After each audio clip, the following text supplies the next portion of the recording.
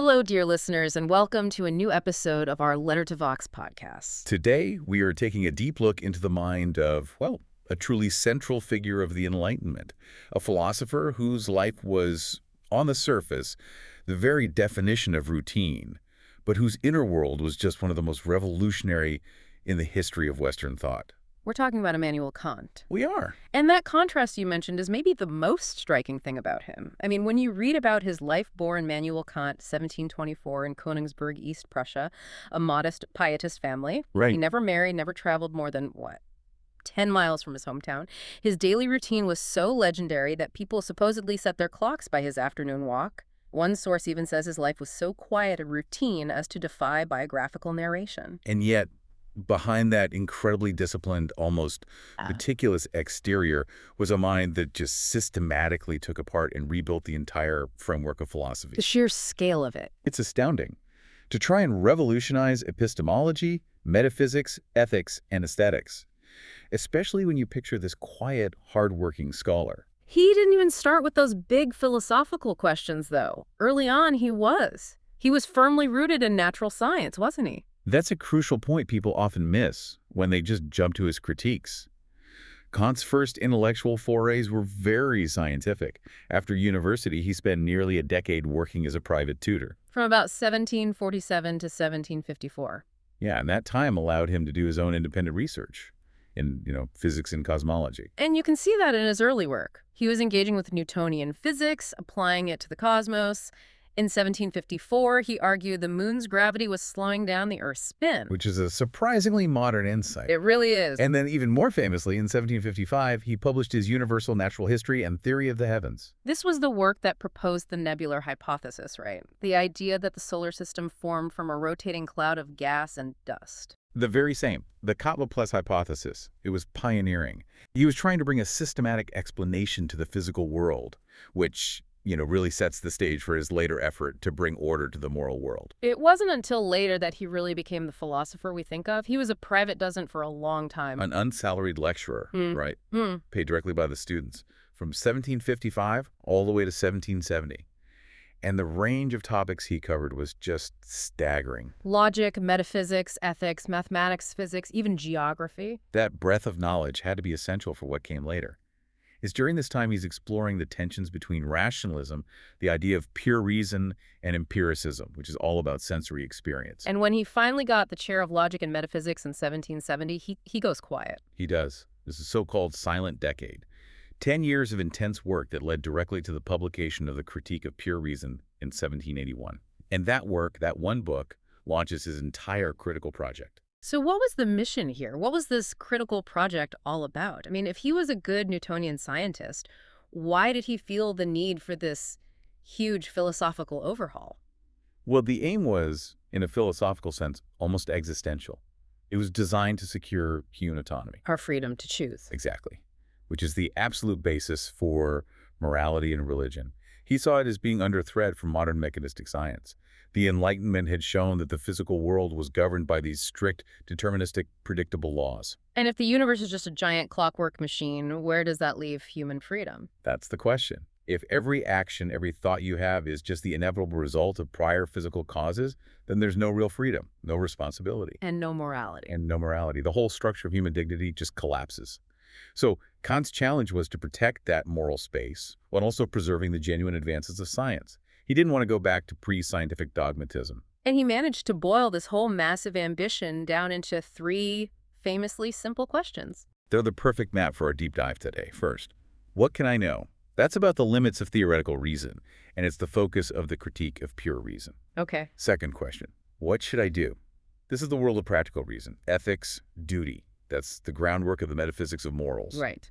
And the third question, which kind of ties the first two together, is what may I hope? And this touches on aesthetics, religion, political peace, all the things that make a moral life meaningful. It's such a clear structure, and it takes us right into his biggest intellectual fight, which was tackling skepticism about knowledge itself. Okay, let's unpack that first question. What can I know? This all really kicks off when he gets an intellectual shock from David Hume. Yes. Kant famously said that reading the Scottish philosopher David Hume awoke him from his dogmatic slumber. What was this slumber? Well, before Hume, a lot of rationalist philosophers just kind of assumed that pure thought, reason alone, could figure out deep, necessary truths about the world. It was a kind of unexamined faith in reason. But Hume arrives and says, hold on a minute. He did. Hume was a radical empiricist. He argued that concepts we just take for granted, like causality or even the self, aren't logically necessary. You can't find them in experience. They're just, he claimed, powerful habits of the mind. So Hume is saying that the reason we believe the sun will rise tomorrow isn't some law of nature, but just because it's risen every single day before. Our belief in cause and effect, just a really strong habit. Precisely. And this skepticism, it threatened the entire foundation of knowledge, both science and metaphysics. Kant saw the power of Hume's argument, but he felt that if Hume was right, then all of human knowledge was built on sand. He believed reason could answer this, but only by fundamentally changing where we look for certainty. Which brings us to the heart of the critique of pure reason, the problem of synthetic a priori judgments. Okay, that's a lot of philosophical jargon. Let's slow down and break that down. We have to. Kant creates two ways of classifying any statement. The first is about the content of the statement, analytic versus synthetic. An analytic judgment is true by definition. The predicate is already inside the subject. All bachelors are unmarried. You don't learn anything new. Right, it's a tautology. But a synthetic judgment adds new information. The ball is red. Redness isn't part of the definition of ball. You have to go outside the concept to get that knowledge. So that's the first distinction. What's the second? The second is about the source of the knowledge. A posteriori versus a priori. Okay. A posteriori knowledge comes from experience. We know the ball is red because we saw it. It's contingent. A priori knowledge is independent of experience. It's universal and necessary, like logic. 2 + 2 = 4. Now, philosophy already understood some of these combinations. Analytic a priori, the bachelor example, and synthetic a posteriori, the red ball. The big challenge for Kant was proving the fourth type. The synthetic a priori. Knowledge that is universal and necessary, so it's a priori, but it also adds real new content to our understanding, so it's synthetic.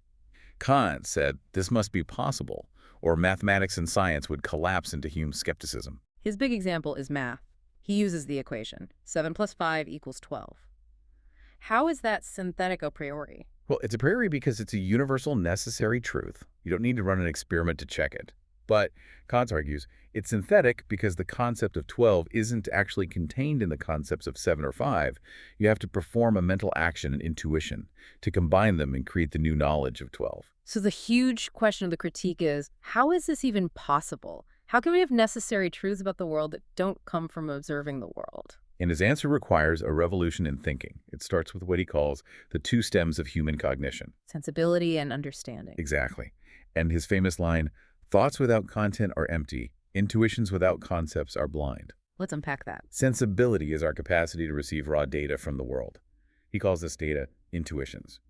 But this data is just a chaotic mess. Understanding is our capacity to apply concepts to that data, to organize it, to think it. You need both. Raw data without concepts is meaningless. It's blind. Abstract concepts without any data are just empty. So the mind isn't a passive mirror just reflecting reality. It's an active filter, actively structuring what we experience. And that is the Copernican revolution in philosophy. It's a great analogy. It is. Copernicus said, maybe the stars aren't moving strangely. Maybe our perspective is the problem. Kant does the same for knowledge. Instead of assuming our knowledge must conform to objects. He flips it. Objects must conform to our knowledge, to our cognitive structure. And this is his transcendental idealism. It sets the boundary for what we can know. We don't experience the world as it truly is in itself. We only experience the world as it appears to us. He calls this the phenomenal world. And this phenomenal world is structured by sort of two sets of mental filters we're all born with. The first are the forms of intuition, which are space and time. Kant's radical claim is that space and time are not features of the universe out there. They are the necessary goggles through which our minds must perceive any object. Anything we sense has to appear in space and time. So they are, as he puts it, transcendentally ideal. They come from our minds, but empirically real. Meaning for us, in our experience, everything really is in space and time. Exactly. And the second set of filters are the categories of understanding. This is how we take that raw data, now organized in space and time, and turn it into a coherent world of objects. Don't forget to subscribe and leave a like if you enjoy this deep dive. This is where he directly answers Hume. The categories are the fundamental concepts the mind imposes on sense data to make it understandable. He lists 12, but the key ones for this argument are under the heading of relation. And that includes causality. It includes substance and causality. Remember, Hume said we only see one event following another. We never see the actual causal link. We just develop a habit of expecting it. Right. Kant flips it completely. He says causality is an innate rule of our minds. We don't get the concept of causality from experience. Causality is the rule we must apply for experience to be objective and make sense in the first place. So when you see one billiard ball hit another, your mind doesn't just register two separate events. It is forced by its own internal wiring to structure those events as cause and effect. Yes. The categories are the synthetic a priori principles that make science possible. They guarantee that our phenomenal world is a stable, ordered place. He saves science from skepticism. But it comes at a huge cost. The cost being we can never know the world as it really is, the noumenal world, the thing in itself. That's the limit. Because our knowledge-making machine requires both sense data and the categories. And because the categories only apply to sense data, we can never, ever know the thing in itself. We can think it's there as the source of our sensations, but we can't know it. It's fundamentally beyond our reach. So Kant draws this hard line in the sand for reason and says, you can have certain knowledge, but only within this phenomenal playground. Don't go beyond it. And that leads to the critical or negative part of the critique, the transcendental dialectic. Because Kant saw that reason has this natural, unavoidable urge to push beyond those limits. He has that metaphor of the dove. The dove thinking it could fly better in empty space, without the resistance of the air. It doesn't realize the air is what holds it up. Reason makes the same mistake. It tries to apply its concepts, its categories, to things that are not objects of sense experience. The big metaphysical concepts, the soul, the world as a whole, and God. Exactly. And when reason tries to do this, to prove things about the soul or God using pure logic, it generates what Kant calls antinomies. These are pairs of contradictory statements where reason can prove both sides are true. With seemingly perfect, irrefutable logic. It's a sign that reason has gone off the rails, that it's in that airless space. And the most important one for where we're going next is the third antinomy. Which deals with causality and freedom. It pits necessity against freedom. On one side, the thesis. Reason proves that the world is entirely governed by natural necessity. Every event in the phenomenal world is determined by a prior cause in an endless chain. But then, the antithesis. Reason also proves that if everything was just part of a chain, there'd be no starting point, which is incoherent. So there must be a first uncaused cause, which is freedom. So our own reason proves both that the world is completely deterministic and that freedom must exist. How on earth does he resolve that? He resolves it by using the very distinction we just talked about, the two worlds. Determinism, the endless chain of causes, is absolutely true, but only for the phenomenal world, the world of appearances. Okay. Freedom, on the other hand, is something we can think of as belonging to the noumenal world, the unknowable realm of the thing in itself. Since they operate in two totally different domains, they don't actually contradict each other. This is a brilliant setup for his ethics. We can't know if we're free because freedom isn't a phenomenal object we can study, but the whole idea of morality depends on it. That is the massive shift. We move from theoretical reason to the demands of practical reason, to the question, what should I do? For morality to mean anything, for an ought to have any force, we have to assume we are free. And that's the starting point for his moral philosophy. And the absolute bedrock of that philosophy is the concept of the goodwill, which is probably one of the most radically anti-consequentialist ideas out there. It really is. Kant starts by saying that the only thing in the world that is good without any qualification is the goodwill. Not intelligence, not courage, not even happiness. All those things can be used for evil. But the goodwill is good in and of itself. It's good in itself. It doesn't matter what it achieves or fails to achieve. He says even if this will had no power to accomplish its purpose, it would still shine like a jewel for itself, as something that has its full worth in itself. So the moral value is entirely in the intention, the willing, not the outcome. Entirely.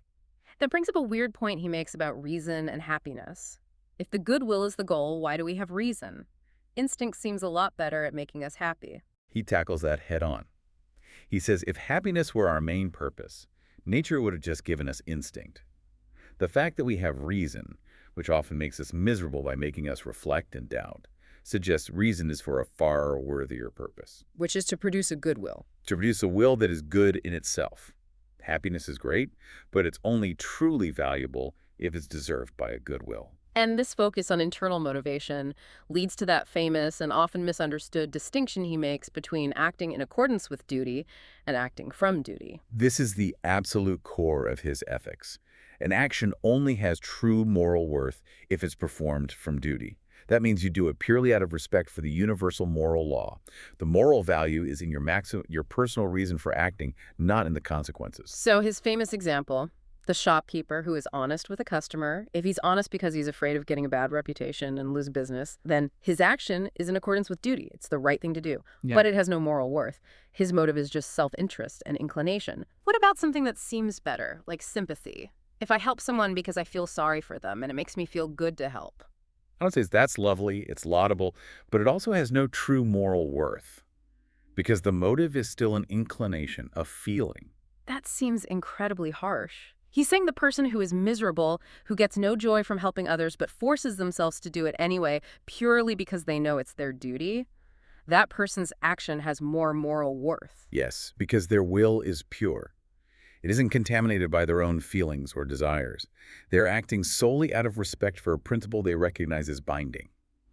He calls this practical love, which is in the will and can be commanded, versus pathological love, which is just a feeling and can't be. Okay, so a goodwill acts from duty out of respect for a moral law. What is this law? It has to be something that applies to all rational beings everywhere, an unconditional command. Which he calls the categorical imperative. The supreme principle of morality. Right. For us imperfect humans who are pulled around by our desires, our inclinations, this law appears as an imperative, an ought. A perfectly rational being like God wouldn't need imperatives. It would just naturally do the right thing. And we need to distinguish the categorical imperative from the kinds of commands we use all the time, which are hypothetical imperative. Right. Hypothetical imperatives are conditional. They're always, if you want X, then do Y. If you want to be a good pianist, then you must practice. The command only applies if you accept the if clause. But the categorical imperative is Totally different. It's unconditional. It's just do Y, full stop. Do it because it's the right thing to do, not for any other goal. It's the law we are bound by simply by virtue of being rational. And then he does this incredible thing where he tries to derive the actual content of this moral law from the mere idea of a universal law. This gets us to the first formulation. The formula of universal law. This is the most famous one. The idea is that a moral law has to be something that any rational being could will without it leading to a contradiction. The test. Act only on a maxim that you can simultaneously will to become a universal law. And sometimes he phrases it as a universal law of nature. Remember, the maxim is your personal rule for acting. So you're not testing the action itself. You're testing the rule behind your action. Let's use the classic example. Making a false promise to get money. My maxim is, when I need money, I'll lie to get it. How do I test that? You universalize it. Imagine a world where that is a law of nature. Everyone, everywhere, automatically makes false promises when they need money. What happens to the very idea of a promise? It collapses. No one would believe a promise anymore. The institution of promising would be destroyed. Exactly. The universalized maxim eats itself. It relies on the existence of promising, but it destroys it. Kant calls this a contradiction in conception. You can't even rationally imagine that world, and that's how you know the action is forbidden. It's a perfect duty. Okay, but what about other duties, like helping people? A world where no one helps anyone is. Well, it's terrible, but you can imagine it without a logical contradiction. Right. And for those, he has the contradiction in will. Take the maxim, I will never help others in need. You can conceive of a world where everyone ignores everyone else. But could you, as a rational being who knows you will sometimes need help, rationally will for that world to exist? No, because you'd be willing away the very help you might need to achieve your own goals. Precisely. You can't rationally will it. And that identifies an imperfect duty, not a strict prohibition, but a general duty to, say, be beneficent or develop your talents. That first formulation is all about the logical form, the consistency. But he offers a second one that feels, I don't know, more human. It's about the matter of morality. This is the formula of humanity as an end in itself. It's the foundation of his idea of human dignity. The formulation is, so act that you use humanity, whether in your own person or in the person of any other, always at the same time as an end, never merely as a means. This is one of the most powerful ethical statements ever written. It basically says you can't treat people like tools. It's the bedrock of modern rights theory.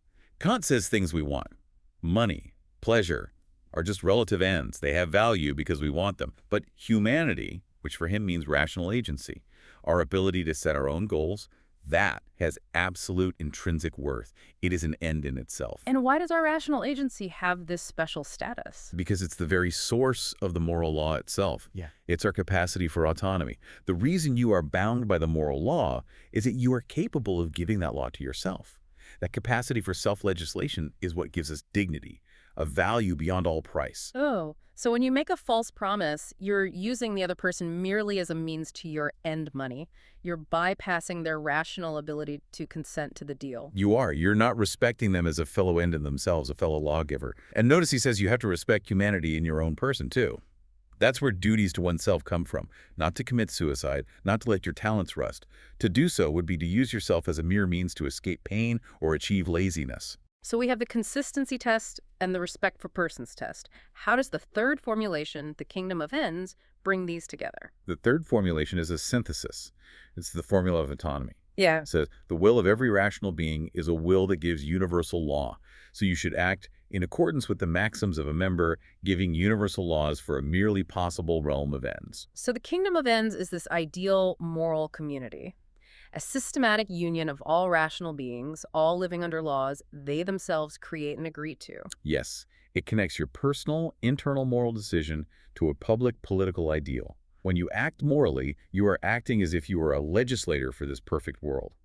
Kant thought all three formulas were just different ways of saying the same thing. The first is the form of the law, the second is its matter dignity, and the third is its source autonomy. But this entire ethical skyscraper, this idea of autonomy and law-giving, it all rests on that one shaky foundation we talked about earlier: freedom. It does. If we aren't free, then the whole categorical imperative, the idea of ought, it all just falls apart. Yeah. Morality presupposes freedom. Which brings us back to that potential logical circle. We're free because we have a moral law, but we only have a moral law because we assume we're free. And Kant's solution is to go back to his theoretical philosophy, to the resolution of that third antinomy, the two standpoints distinction. We have to be able to see ourselves in two ways at once: as determined physical beings and as free, rational agents. It's the crucial move. Hmm? From the first standpoint, the world of sense, phenomenal. Our actions were just events in the physical world. They're subject to the deterministic chain of cause and effect. My body is a machine. In that sense, yes. But from the second standpoint, the world of understanding, noumenal, insofar as we are rational beings, we have to think of ourselves as belonging to a realm where we can act spontaneously, where we can be a first cause. So the deterministic laws of science apply only to the observable, phenomenal world. Freedom, because it's an uncaused cause, can't be an object of scientific knowledge. Exactly. We can never know we are free in the same way we know that 7 + 5 = 12. But we are justified in regarding ourselves as free from the practical standpoint, because the moral law within us, what he calls the fact of reason, is undeniable.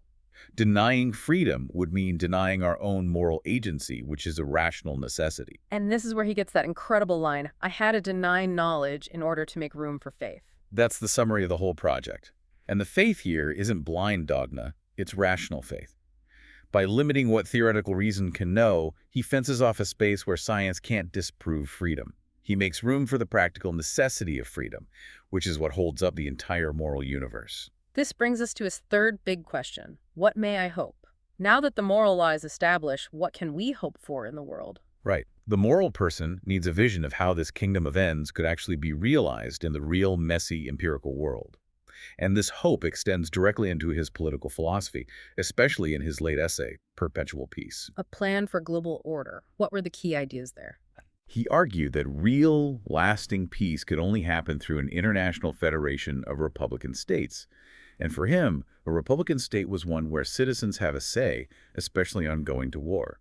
He proposed that every state should have this republican constitution, that international law should be based on this federation, and that there should be a right of universal hospitality. It's a vision of global governance based on universal law, just like the categorical imperative. Exactly. Now, that vision is incredibly universal and progressive. We have to address a very difficult part of Kant's legacy: his views on race. It's a critical and unavoidable contradiction in his work. For a large part of his career, especially in his lectures on anthropology, Kant did promote a theory of scientific racism. He created a racial hierarchy and, well, it was chauvinistic, and suggested that only white Europeans had the full capacity for civilization. Which seems to fly directly in the face of the categorical imperative, this idea that all of humanity, all rational beings, must be treated as an end in themselves. It's a deep conflict. And this is what a lot of recent scholarship focuses on.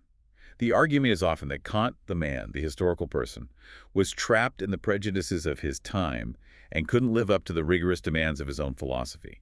But there's a shift later in his life. There is. And this is important. In his last decade, especially in Perpetual Peace, he makes these powerful arguments against European colonialism and explicitly rejects using racial difference to justify conquest or mistreatment. Yeah, so it's as if his own philosophical system, the logic of the categorical imperative, eventually forced his own reason to correct itself, to abandon the prejudices he'd held. That's the interpretation that many scholars now champion, that the logical necessity of his own system, which demands universality and non-contradiction, ultimately compels a worldview that is anti-prejudicial. The system, in a way, was better than the man. That is a powerful idea. As we wrap up this deep dive, let's just try to summarize the core arguments, the big takeaways from Kant's massive project. His legacy is this profound shift that puts the human mind at the center of everything. We can really boil it down to 4 key statements. First, on knowledge. Knowledge is constrained. We actively structure our own reality through the mind's innate forms and categories. This means we only ever know the phenomenal world, the world of appearances. We must accept our ignorance of the thing in itself. This saves science but limits reason. Second, on morality's source. Morality originates internally. The only unconditional good is the good will. Moral worth comes from acting from duty, out of respect for the law, not from feelings or consequences. Third, the law itself. The categorical imperative is the universal law. Our actions must be based on maxims we could will to be universal laws. And, crucially, they must always treat humanity in ourselves and others as an end in itself, never merely as a means. That's the basis of dignity. And finally, the foundation of it all. Freedom is a practical necessity. We can't prove we're free through science because the phenomenal world is deterministic. But practical reason morality requires us to presuppose our own freedom as agents in an intelligible world. It's something we must believe in to be moral. It's an incredible architecture, connecting the laws of the universe with the demands of our inner moral life. It brings to mind that famous quote from his tombstone. 2 things fill my mind with ever new and increasing admiration and reverence: the starry heavens above me and the moral law within me. A perfect summary. He saw that the same reason that let him grasp the mechanics of the cosmos also demanded the absolute moral law within himself. A perfect synthesis. And that leaves us with a final thought for you to explore. If the ultimate principle of morality, the categorical imperative, is derived from pure universal reason, and if that very principle seems to have forced Kant himself to argue against prejudices he once held, does this mean that reason itself has a kind of built-in, self-correcting engine for ethical progress? Is the moral law, once discovered, a relentless force that will, over time, push humanity toward a more consistent and universal dignity, regardless of the personal failings of the people who think about it? Something to chew on.